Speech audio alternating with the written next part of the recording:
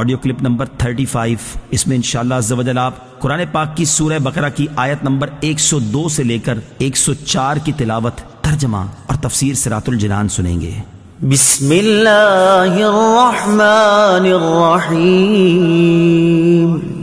ترجمہ: اللہ کے نام سے شروع جو نہایت مہربان رحمت والا ہے۔ واتبعوا ما تتلو الشياطين على ملك سليمان وما كفر سليمان ولكن الشياطين كفروا يعلمون الناس السحر وما أنزل على الملكين ببابل هاروت وماروت وما يعلمان من أحد حتى يقولا إنما نحن فتنة فلا تكفر فيتعلمون منهما ما يفرقون به بين المرء وزوجه وما هم بضارين به من أحد إلا بإذن الله ويتعلمون ما يضرهم ولا ينفعهم وَلَقَدْ عَلِمُوا لَمَنِ اشْتَرَاهُ مَا لَهُ فِي الْآخِرَةِ مِنْ خَلَاقٍ وَلَبِئْسَ مَا شَرَوْا بِهِ أَنفُسَهُمْ لَوْ كَانُوا يَعْلَمُونَ۔ ترجمہ: اور یہ سلیمان کے عہد حکومت میں اس جادو کے پیچھے پڑ گئے جو شیاطین پڑھا کرتے تھے، اور سلیمان نے کفر نہ کیا بلکہ شیطان کافر ہوئے جو لوگوں کو جادو سکھاتے تھے، اور یہ تو اس جادو کے پیچھے بھی پڑ گئے تھے جو بابل شہر میں 2 فرشتوں ہاروت و ماروت پر اتارا گیا تھا، اور وہ دونوں کسی کو کچھ نہ سکھاتے جب تک یہ نہ کہہ لیتے کہ ہم تو صرف لوگوں کا امتحان ہیں۔ تو اے لوگوں، تم اپنا ایمان ضائع نہ کرو۔ وہ لوگ ان فرشتوں سے ایسا جادو سیکھتے جس کے ذریعے مرد اور اس کی بیوی میں جدائی ڈال دیں، حالانکہ وہ اس کے ذریعے کسی کو اللہ کے حکم کے بغیر کوئی نقصان نہیں پہنچا سکتے تھے، اور یہ ایسی چیز سیکھتے تھے جو انہیں نقصان دے اور انہیں نفع نہ دے، اور یقیناً انہیں معلوم ہے کہ جس نے یہ سودا لیا ہے آخرت میں اس کا کچھ حصہ نہیں، اور انہوں نے اپنی جانوں کا کتنا برا سودا کیا ہے۔ کیا ہی اچھا ہوتا اگر یہ جانتے۔ واتبعوا، وہ جادو کے پیچھے پڑ گئے۔ شان نزول: حضرت سلیمان علیہ السلام کے زمانے میں بنی اسرائیل جادو سیکھنے میں مشغول ہوئے تو آپ علیہ السلام نے ان کو اس سے روکا اور ان کی کتابیں لے کر اپنی کرسی کے نیچے دفن کر دی۔ حضرت سلیمان علیہ السلام کی وفات کے بعد شیاطین نے وہ کتابیں نکال کر لوگوں سے کہا کہ حضرت سلیمان علیہ السلام اسی کے زور سے سلطنت کرتے تھے۔ بنی اسرائیل کے نیک لوگ اور علماء نے تو اس کا انکار کیا، لیکن ان کے جاہل لوگ جادو کو حضرت سلیمان علیہ السلام کا علم مان کر اس کے سیکھنے پر ٹوٹ پڑے۔ انبیاء کرام علیہ السلام کی کتابیں چھوڑ دیں اور حضرت سلیمان علیہ السلام پر ملامت شروع کی۔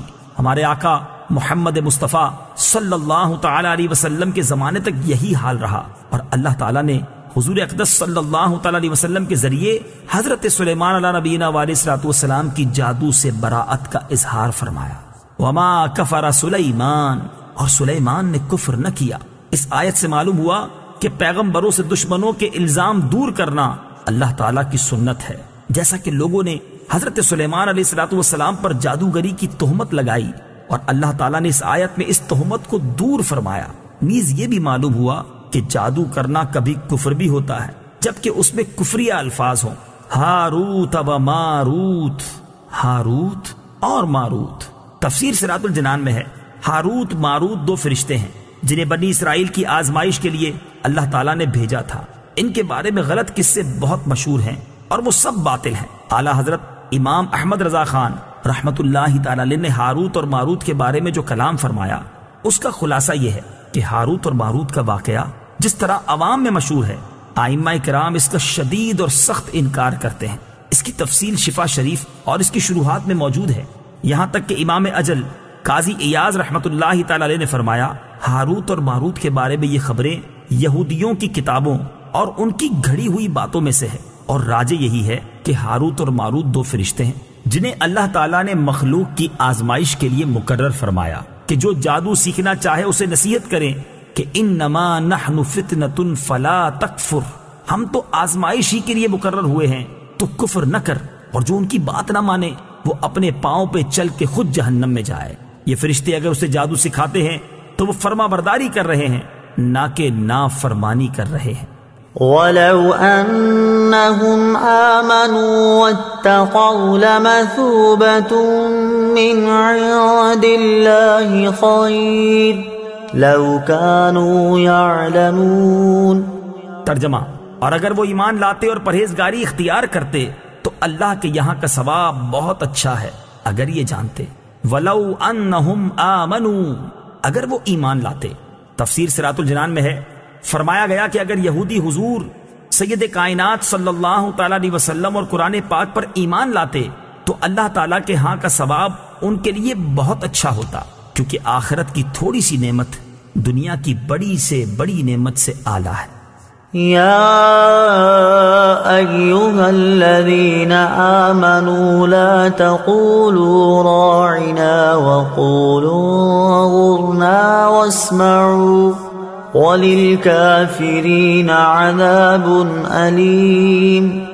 ترجمہ، اے ایمان والو راعنا نہ کہو اور یوں عرض کرو کہ حضور ہم پر نظر رکھیں اور پہلے ہی سے بغور سنو، اور کافروں کے لیے دردناک عذاب ہے۔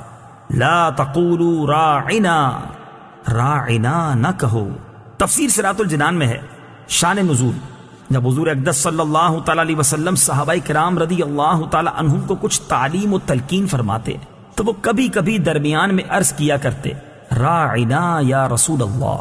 اس کے یہ معنی تھے کہ یا رسول اللہ صلی اللہ تعالیٰ علیہ وسلم ہمارے حال کی رعایت فرمائیے، یعنی کلام اقدس کو اچھی طرح سمجھ لینے کا موقع دیجیے۔ یہودیوں کی لغت میں یہ کلمہ بے ادبی کا معنی رکھتا تھا اور انہوں نے اسی بری نیت سے کہنا شروع کر دیا۔ حضرت سعد بن معاذ رضی اللہ تعالیٰ عنہ یہودیوں کی اصطلاح سے واقف تھے۔ آپ نے ایک روز یہ کلمہ ان کی زبان سے سن کر فرمایا، اے دشمنان خدا، تم پر اللہ کی لعنت، اگر میں نے اب کسی کی زبان سے یہ کلمہ سنا تو اس کی گردن اڑا دوں گا۔ یہودیوں نے کہا، ہم پر تو آپ برہم ہوتے ہیں، جبکہ مسلمان بھی تو یہی کہتے ہیں۔ اس پر آپ رنجیدہ ہو کر سرکار دو عالم صلی اللہ تعالیٰ علیہ وآلہ وسلم کی خدمت اقدس میں حاضر ہوئے ہی تھے کہ یہ آیت نازل ہوئی جس میں راعنا کہنے کی ممانعت فرما دی گئی اور اس معنی کا دوسرا لفظ انظرنا کہنے کا حکم ہوا۔